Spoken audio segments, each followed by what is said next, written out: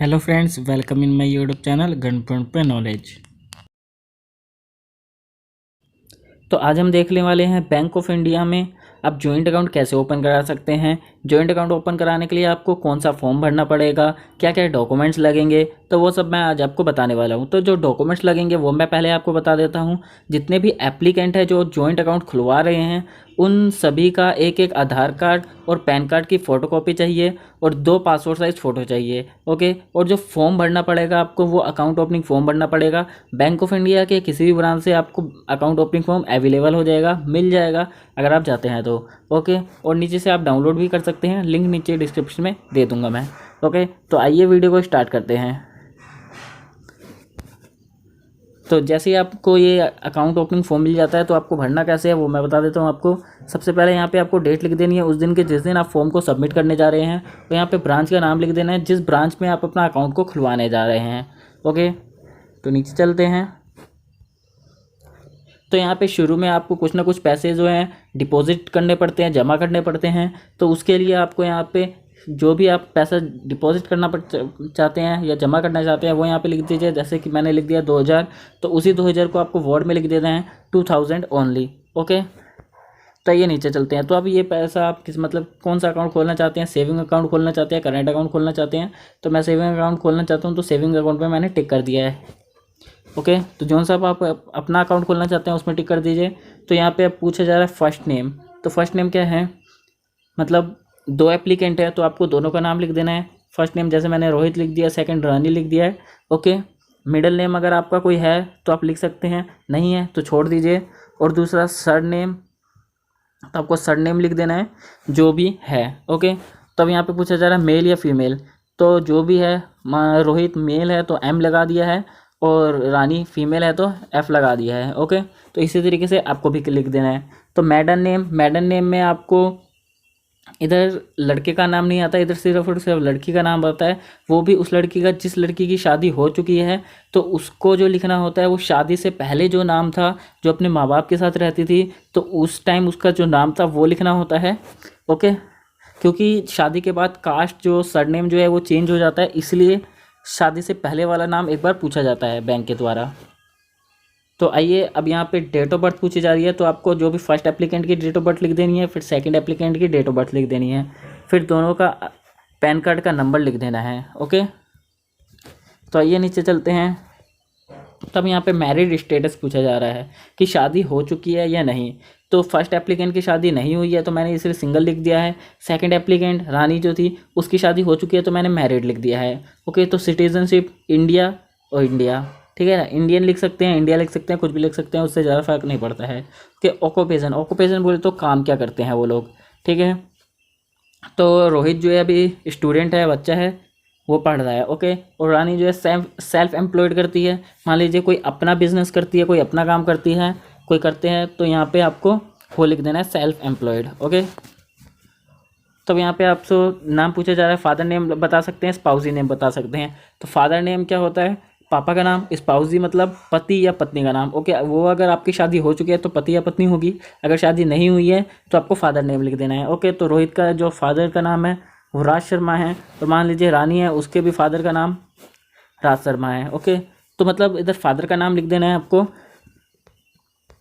तो यहाँ पे मदर का नाम पूछा जा रहा है तो फर्स्ट एप्लीकेंट और सेकंड एप्लीकेंट दोनों का ही मम्मी का नाम लिख देना है आपको। तो ये नीचे चलते हैं। तो यहाँ पे आपको जर्नल पे टिक कर देना है और इधर कुछ नहीं करना है। तो नेम ऑफ द गार्जियन, इधर आपको गार्जियन का नाम तब लिखना है जब आप 18 साल से छोटे हैं। ओके। तो लिखना है। अगर आप 18 साल से बड़े हैं तो इस पोजीशन इधर ये छोड़ देना है आपको, इसमें कुछ नहीं करना है। ओके। अब बात आ जाती है फैसिलिटी की। तो आपको क्या क्या फैसिलिटी चाहिए, चेकबुक चाहिए तो आप टिक कर सकते हैं, और अगर पासबुक चाहिए तो पासबुक पे टिक कर सकते हैं। और मंथ मतलब आपको स्टेटमेंट कब, ठीक है, आपको पासबुक पे टिक कर देना है। और डेबिट कार्ड अगर आपको चाहिए तो आपको डेबिट कार्ड पे टिक कर सकते हैं। और अगर आपको ईमेल मतलब इंटरनेट बैंकिंग चाहिए तो आप इंटरनेट बैंकिंग पे टिक कर सकते हैं, वो सिर्फ डेबिट कार्ड के थ्रू ही आपको मिलेगी। ओके। तो कुछ बेसिक सर्विसेज जो कि मैंने आपको टिक करा दिया है। अगर आपको टिक करनी है तो कर सकते हैं, अदरवाइज़ आप कोई अपने तरीके से या जो भी आपको सर्विसेज पसंद है वो भी टिक कर सकते हैं। तो आइए अब नीचे देख लेते हैं और क्या पूछा जा रहा है। तो गाइस यहाँ पे देखिए, first applicant, second applicant, third applicant, मतलब 3 एप्लीकेंट हैं। तो तीनों एप्लीकेंट की आपको डिटेल नहीं भरनी, ज़रूरी नहीं है। तो जितने भी आप खोल रहे हो अकाउंट उतने की ही भरनी है, ठीक है। तो यहाँ पे आइडेंटिफिकेशन, फ़ोटो आइडेंटिफिकेशन मांगी जा रही है। तो फ़ोटो आइडेंटिफिकेशन में आप पैन कार्ड दे सकते हैं, पैन कार्ड लिख दीजिए, पैन कार्ड का नंबर लिख दीजिए। फिर इशूइंग अथॉरिटी, मतलब इशू कौन करता है, इनकम टैक्स डिपार्टमेंट, तो आप IT डिपार्टमेंट लिख सकते हैं। इशू डेट, तो आपको पैन कार्ड के ऊपर ही मिल जाएगी कि ये कब इशू हुआ था।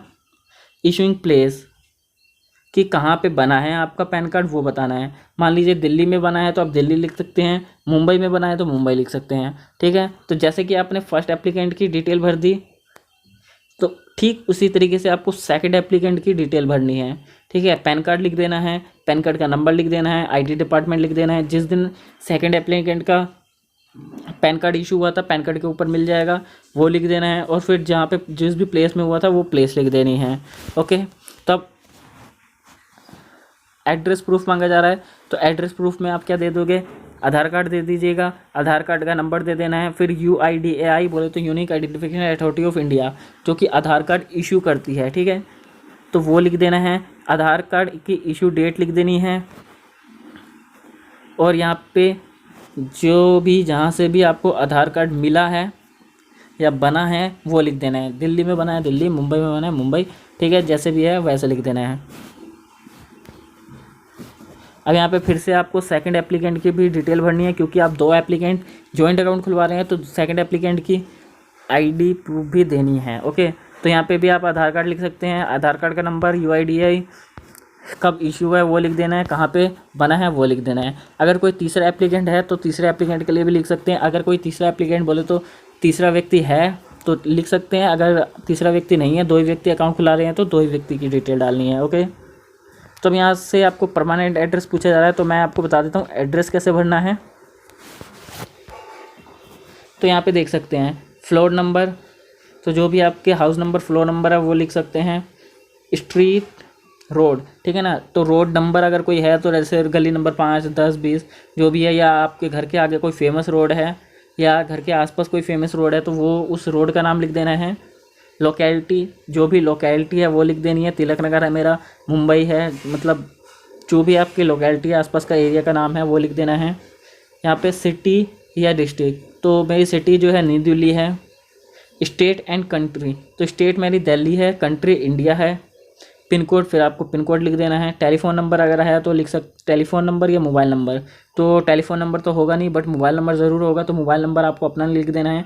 ईमेल ID भी लिख देनी है, ओके। तो इस तरीके से आपको अपना एड्रेस भर लेना है, और फिर इसी तरीके से आपको सेकंड एप्लीकेंट का एड्रेस भर देना है। जैसे जैसे पूछा जा रहा है आपको वैसे ही भरना है। जैसे फ्लैट नंबर, तो पहले फ्लैट नंबर लिख दिया, ठीक है, इस तरीके से आपको भरना है।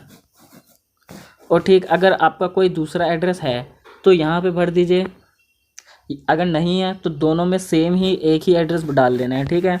जो एड्रेस आपने यहाँ पे भरा है वही एड्रेस आपको ऊपर भी भर देना है, ओके। सेकंड एप्लीकेंट के केस में भी ठीक ऐसे ही होगा। अगर आपके पास एक ही एड्रेस है तो जो एड्रेस यहाँ पे भरोगे वही एड्रेस आपको यहाँ पे भर देना है, ठीक है। तो आइए अब नीचे चल लेते हैं। तो यहाँ पे आपको नो पे टिक कर देना है, और यहाँ पे आधार कार्ड का नंबर लिख देना है। इधर आधार कार्ड का जो नंबर लिखोगे फर्स्ट एप्लीकेंट का होगा, ठीक है, सेकंड एप्लीकेंट का मत लिखना।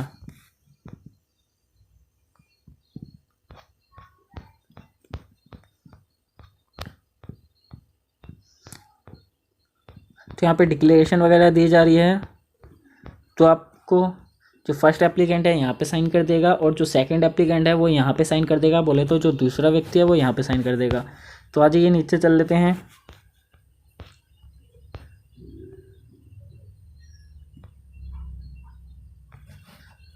तो आपको यहाँ पे फर्स्ट वाले पे टिक कर देना है, ठीक है, फर्स्ट वाली लाइन पे ही टिक करना है और बाकी छोड़ देना है। तो यहाँ पे इंट्रोडक्शन, मतलब कि अगर आपके परिवार में भाई बहन मम्मी पापा किसी का भी बैंक ऑफ इंडिया में अकाउंट खुल रखा है पहले से, तो आपको उस व्यक्ति की डिटेल देनी है। अगर किसी भी व्यक्ति का आपके परिवार में से बैंक में अकाउंट नहीं खुला है तो आपको यहाँ पे डिटेल नहीं देनी है। अगर वो परिवार में, जैसे अगर आप दोस्त हैं तो उसको भी, अगर उसका भी किसी दोस्त का अकाउंट भी खुल रखा है तो भी आप डिटेल दे सकते हैं। कम से कम 6 महीने हो जाने चाहिए, इधर साफ साफ लिखा हुआ है कि अकाउंट खुले हुए 6 महीने हो जाने चाहिए तो डिटेल देनी है, अदरवाइज़ मत देना, ठीक है। तो यहाँ पे आप डिटेल कैसे दोगे, वैसे ये ऑप्शनल भी है, ज़रूरी नहीं है कि आपको डिटेल देनी ही देनी है। अगर आपका मन करे तो दे दीजिए, दोगे तो क्या होगा, आपका अकाउंट खुलने में थोड़ा आसानी हो जाएगी, जल्दी खुल जाएगा। अदरवाइज़ नहीं दोगे तो थोड़ी सी प्रॉब्लम आ सकती है, बाकी अकाउंट तो खुल ही जाएगा। तो यहाँ पे आपको सेविंग अकाउंट लिख देना है और यहाँ पे सेल्फ मत लिखना, ठीक है। तो यहाँ पे आपको क्या लिखना है वो मैं आपको बता देता हूँ, ठीक है। तो इसमें आपको 3 मोड मिल जाते हैं, 3 से 4 मोड मिल जाते हैं, ठीक है। जैसे कि आप स्क्रीन पे देख पा रहे हैं, मैं आपको दिखा देता हूँ। जैसे आइदर और सर्वाइवर और जॉइंटली, तो पहले मैं इन दोनों के बारे में बता देता हूँ। तो जब मान लीजिए किसी एक व्यक्ति को पैसे निकालने होंगे जॉइंटली वाले केस में, ठीक है।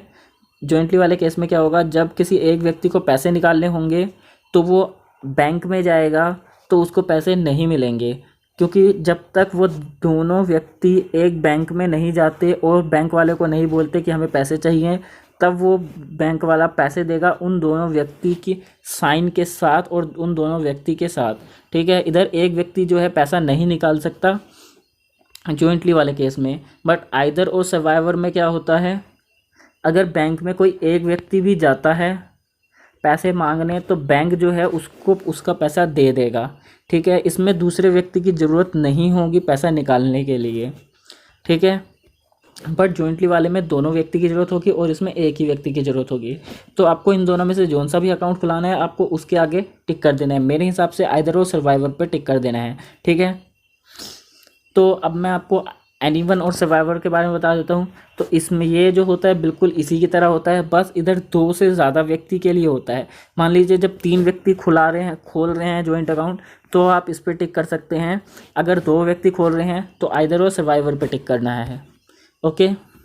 तो आइए अब नीचे चलते हैं।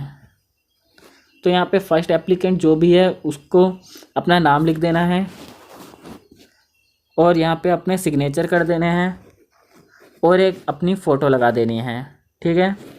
तो आइए अब नीचे चलते हैं। इधर सेकंड एप्लीकेंट को अपनी नाम लिख देना है जो भी उसका नाम है और सेकंड एप्लीकेंट को अपने साइन कर देने हैं और सेकंड एप्लीकेंट की यहाँ पे फ़ोटो लग जाएगी, ठीक है। तो आइए अब नीचे चलते हैं।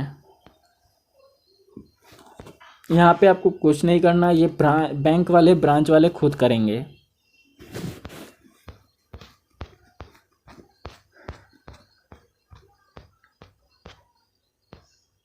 तो ये फॉर्म 60 है। जब पैन कार्ड नहीं होता तो आपको ये फिल करना होता है, अगर पैन कार्ड है तो आपको फिल करने की कोई ज़रूरत नहीं है। तो दोस्तों अब यहाँ पे देख सकते हैं नॉमिनी की डिटेल बोली जा रही है। तो यहाँ पे क्या होगा,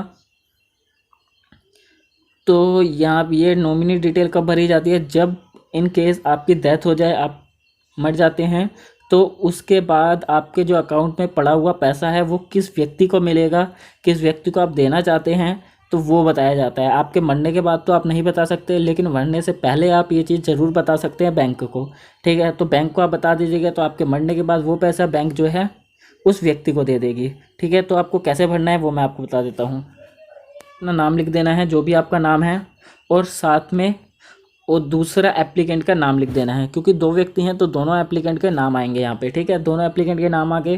फिर यहाँ पे आपको क्या करना है, जिस ब्रांच में आप अकाउंट खुलवा रहे हैं वो ब्रांच का नाम लिख देना है। जैसे मेरा विकासपुरी ब्रांच में खुलवा रहा हूँ तो मैंने विकासपुरी लिख दिया।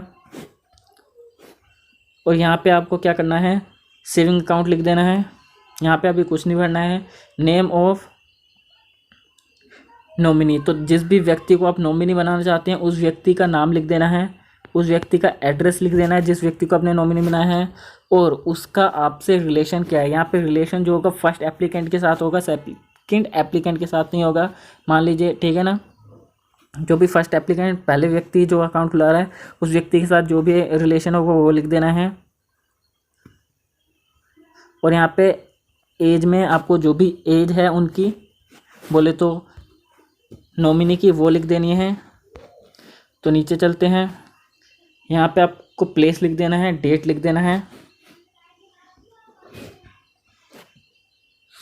तो गाइज़ अब यहाँ पे आपको शुरू में एक विटनेस की ज़रूरत पड़ेगी अगर, ठीक है। तो यहाँ पे आपको नाम लिख देना है, विटनेस का एड्रेस लिख देना है और यहाँ पे सिग्नेचर करवा देने हैं, ठीक है। विटनेस का आपको एक चाहिए, और अगर आप अंगूठा लगाते हैं तो आपको 2 विटनेस की ज़रूरत पड़ेगी। यहाँ पे नाम, एड्रेस और सिग्नेचर, समझ गए। और अगर आप अंगूठा नहीं लगाते हैं, साइन कर पाते हैं, तो आपको यहाँ पे एक ही विटनेस की ज़रूरत पड़ेगी। तो आइए अब नीचे चलते हैं। तो गाइस इसी के साथ आपका जो फॉर्म है पूरा कंप्लीट हो जाता है। जॉइंट अकाउंट फॉर्म कैसे खोलना है उम्मीद करता हूँ आपको पता चल गया होगा। तो अगर वीडियो अच्छी लगी है तो लाइक कर दीजिए, सब्सक्राइब कर दीजिए and thank you for watching. मिलते हैं अपनी नेक्स्ट वीडियो में, तब तक के लिए टाटा।